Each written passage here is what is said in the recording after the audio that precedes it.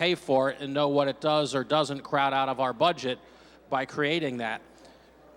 And I guess some of us don't have a high confidence level that the language isn't broader than the intent. Thank you, Madam Speaker.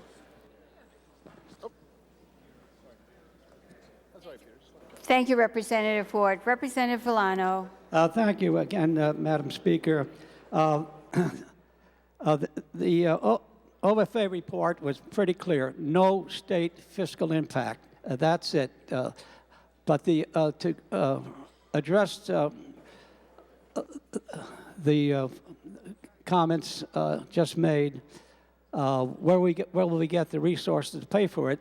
Always implicit in this move from institutional care to home and community-based services was the transfer of money, which now goes almost exclusively, not exclusively, but a great deal to institutional care, more to home and community-based care. So the money is there. It's simply spending it where the people want it.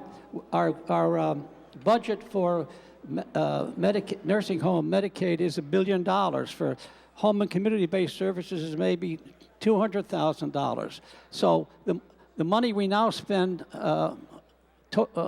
mostly on nursing home care is going to be shifted to home and community-based care, which has been the trend in many agencies of state government the last 3 or 4 years, certainly since the Supreme Court decision. So the money is there. We're not going to invent new services and new entitlements.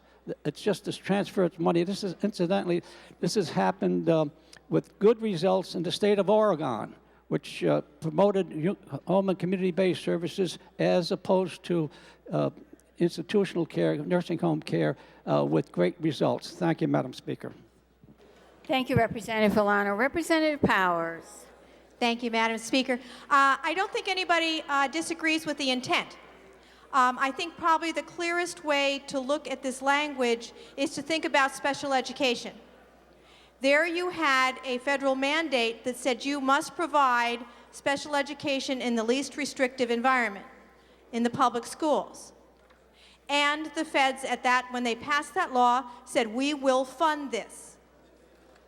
They didn't. Ask any Board of Education, any superintendent, they didn't. They still don't. Actually, they do less than they did before. So that is the concern that you're hearing, and it has nothing to do, I think everybody is in agreement with the premise. Our concern is with the language, the way it is written, which is shall provide in the least restrictive environment, echoes very clearly the special education language in the federal law that has resulted in the angst that we have in every municipal budget to cover special education, and the state's effort to keep trying and to fill that hole. And as you know, we never quite fill that hole for special education. That is what you're hearing from the folks over here. We're very, very concerned about that specific language. Thank you, Madam Speaker. Thank you, Representative Powers. Will you remark further on the bill before us? Will you remark further on the bill before us? If not, will staff and guests please come to the well of the House, and the machine will be opened.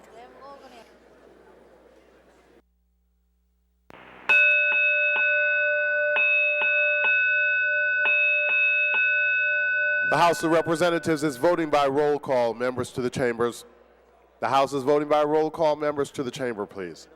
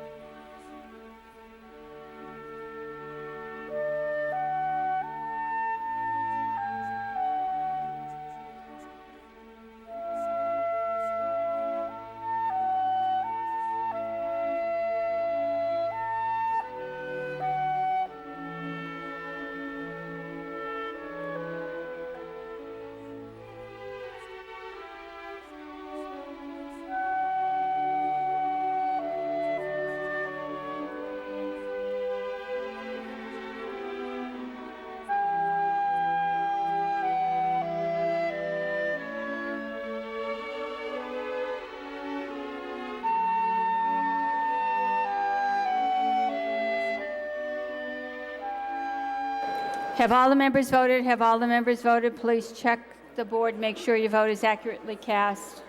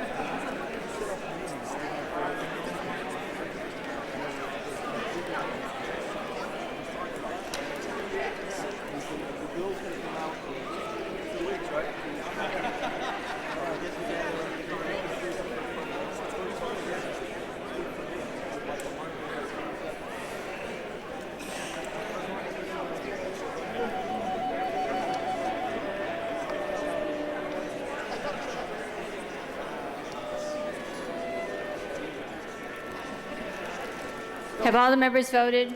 Please check the board, make sure your vote is accurately cast. If so, the machine will be locked and the clerk will take the tally.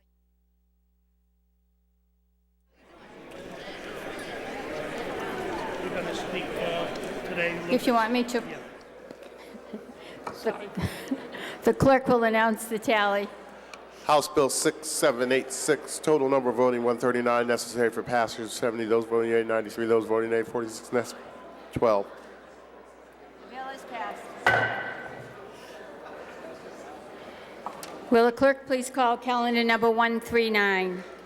On page 9, calendar 139, House Bill number 6833, an act concerning check cashing and wire transfers by credit unions. Favorable report of the Committee on Banks.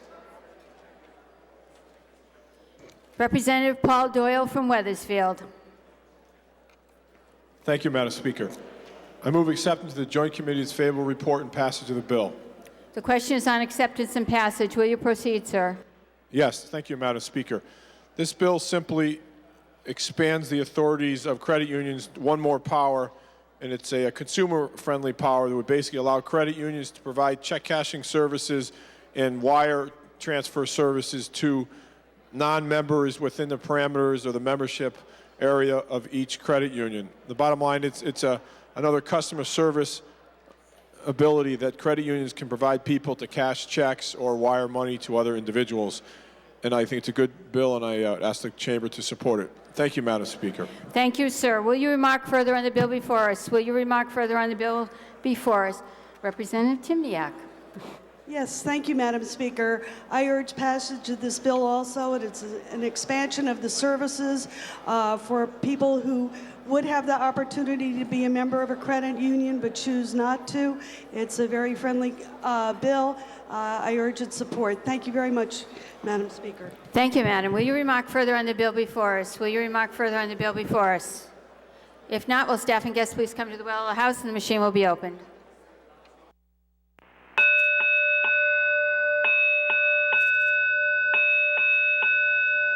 The House of Representatives is voting by roll call. Members to the chamber. The House is voting by roll call. Members to the chamber, please.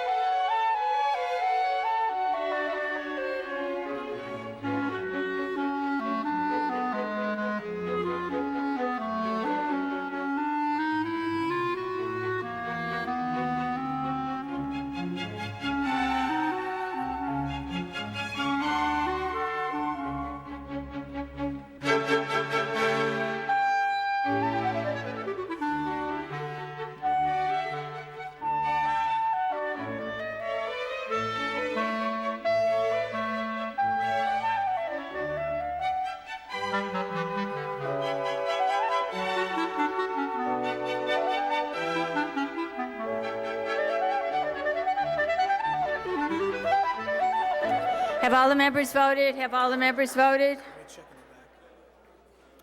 Please check the board, make sure your vote is accurately cast.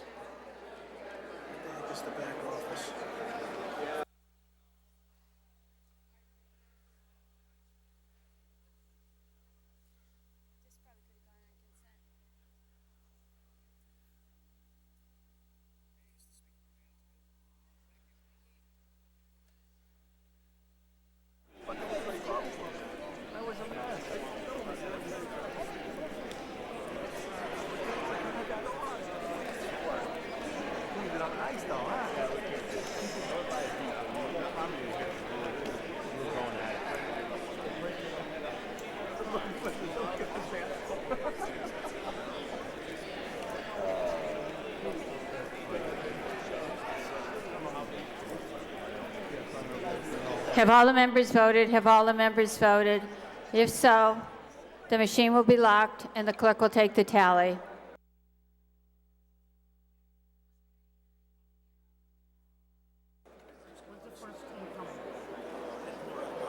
Hold on 1 second. The clerk will announce the tally. House Bill 6833, total number voting 139, necessary for passage 70. Those voting yea, 139. Those voting nays are absent, not voting 12. The bill is passed. Are there any announcements or points of personal privilege? Representative Corky Mazurek. For what purpose do you rise, sir? Mic is on. Madam Speaker, I rise for the purpose of an announcement. Please proceed, sir. Thank you, Madam Speaker. With your indulgence and the Chamber's indulgence, I'd like to take just a few moments to speak to you today about a fallen hero. I would like to speak to you on Justin Wisniewski. Justin was a Southington firefighter who died in the line of duty last week. He was the son of Eric and Jill Wisniewski.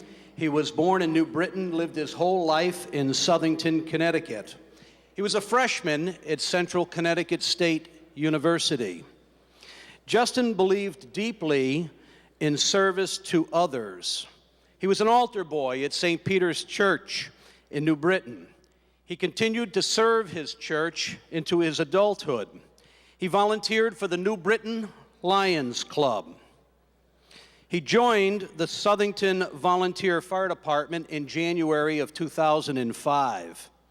You know, as so often is the case in this great chamber, we were approached a couple of weeks ago, and when I say we, Representative Zalaski and Representative Arsimowitz and myself, were approached by a scout leader in Southington who told us that he had a couple of boys, young men, who had reached the rank of Eagle Scout. And he asked that we provide a state of Connecticut citation for those two boys, and that ceremony was due to occur in a couple of weeks.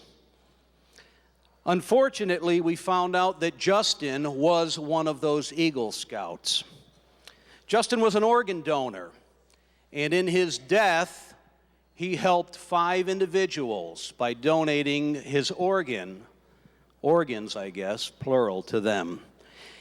His high school yearbook left this quote: "I refuse to tiptoe through life only to arrive safely in death." Justin Wisniewski did not tiptoe through life.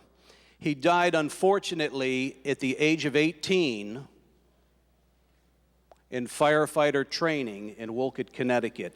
And Madam Speaker, I would ask for just a moment of silence in memory of Justin. Thank you. The chamber will show its sympathy to the family and friends of the fallen firefighter by standing and bowing our heads for a moment of silence.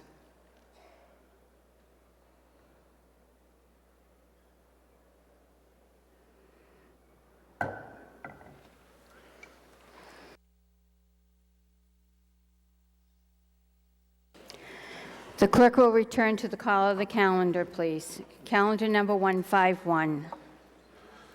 On page 9, calendar 151, House Bill number 5433, an act increasing the value of prizes awarded at recreational bingo games for senior citizens. Favorable report of the Committee on Public Safety. Representative Dargan from West Haven. Thank you, Madam Speaker. I move for acceptance of the Joint Committee favorable report and passage of the bill. The question is on acceptance and passage. Will you proceed, sir? Thank you, Madam Speaker. This bill will increase from $5 to $20 the maximum value of a prize or prizes that a senior citizen center organization may award for senior citizens recreational bingo. Will you remark further on the bill before us? Representative Jack Stone. Thank you, Madam Speaker. I rise in support of this bill. It was one of the quickest, easiest ones to go through public safety, as no one spoke in opposition to it. So I urge its passage. Thank you, sir. Representative Betty Bokus. Thank you, Madam Speaker. I rise also in support of this bill. In my community, in my district, I represent 3 of the finest senior centers, the town of Plainville, the cities of Bristol and New Britain. And when we had a public hearing on this bill, we had a delegation come up to testify. One of the members of the delegations was Louise Shaw, a spry 96-year-old who absolutely enjoys coming to the bingo and is an avid attendee every single week. They are very excited about this, and I will just quote one of the people that wrote to us on this bill, and this is from Agnes Ogonowski from Bristol. We would like very much for the limit of $5 to be raised so that when we are lucky enough to yell bingo, we have a little bit more to yell about. So we thank you, and we hope it's passed. Thank you very much, Representative Bokus. Will you remark further on the bill before us? Representative Beeman. Thank you, Madam Speaker, and good afternoon. I would just like to thank the chairman of the Public Safety Committee for this great bill that will give new hope and opportunity to those experienced Americans who have the opportunity to sit and play bingo. So I would say that I endorse this, and we should give the people the money. Thank you, Madam Speaker. Thank you, Representative Beeman. Will you remark further on the bill before us? Will you remark further on the bill before us? If not, will staff and guests please come to the well of house and the machine will be open.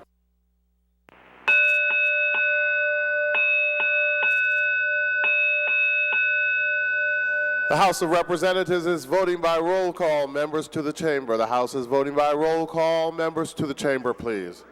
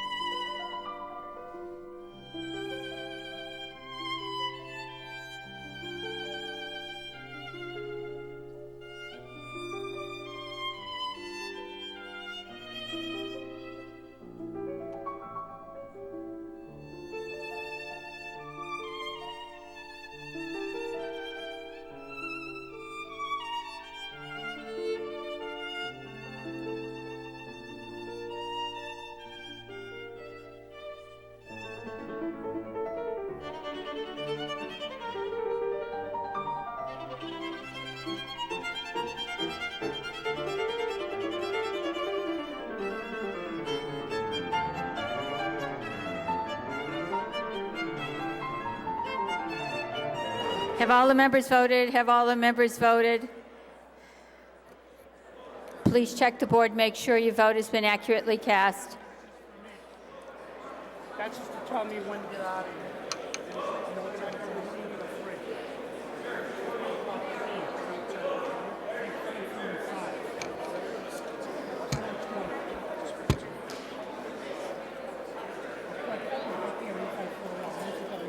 If so, the machine will be locked and the clerk will take the tally.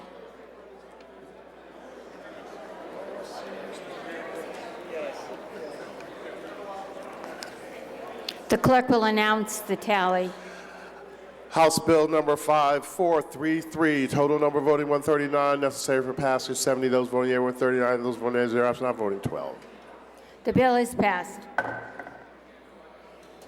Will the clerk please call calendar number 158?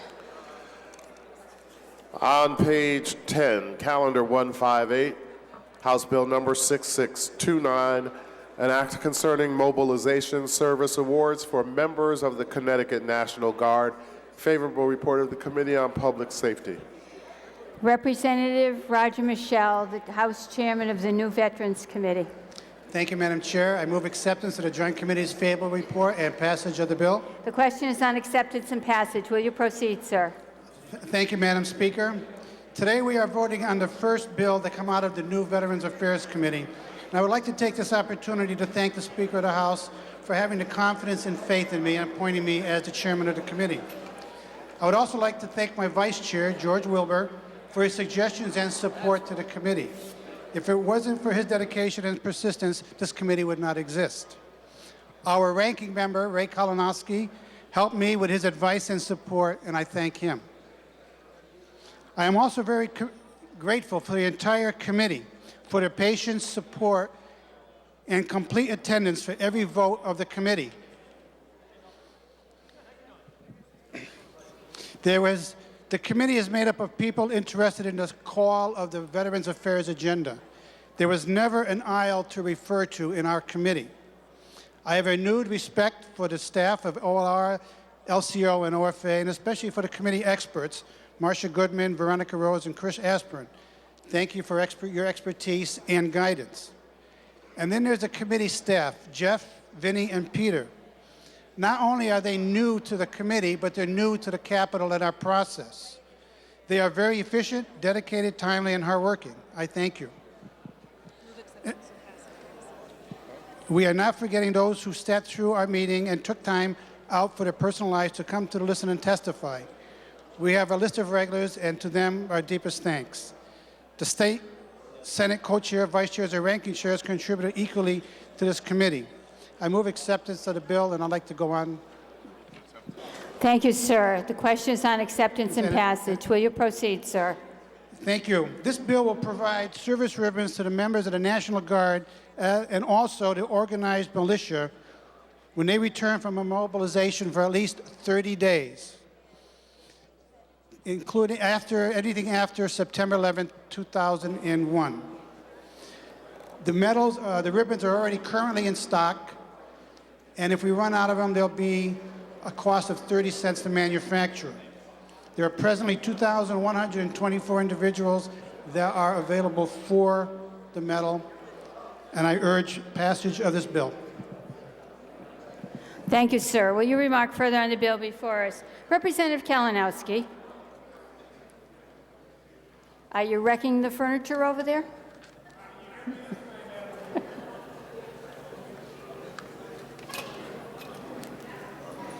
Would you like to request permission to speak from another microphone? May I please? Yes, sir. Thank you, Madam Speaker.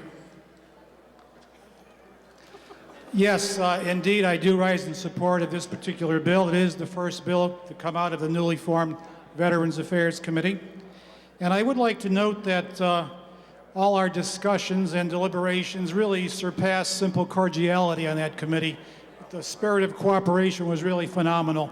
Of course, we had a common purpose, and that was to provide for and pay tribute to the veterans who this bill helps out. So it was a very good opportunity for us to vote unanimously on this bill.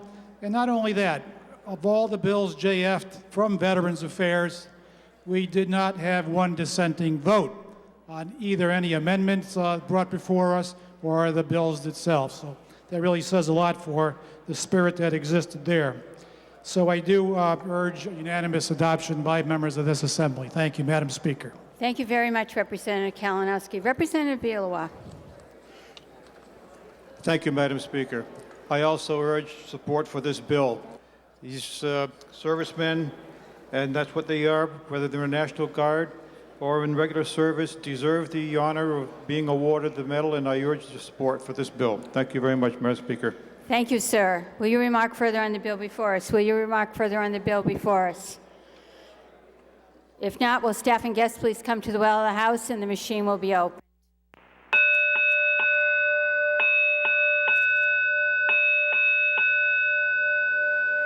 The House of Representatives is voting by roll call. Members to the chamber. The House is voting by roll call.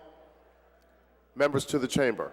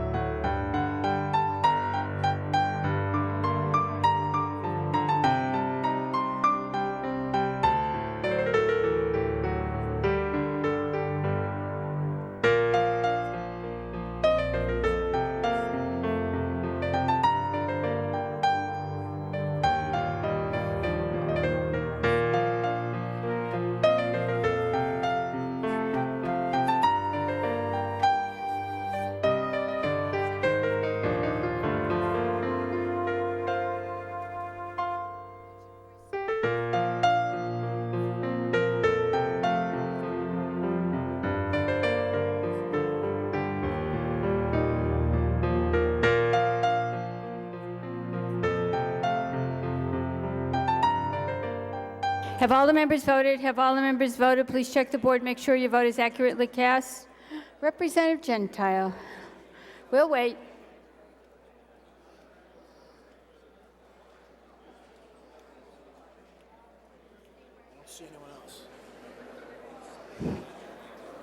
Have all the members voted? If so, the machine will be locked and the clerk will take the tally.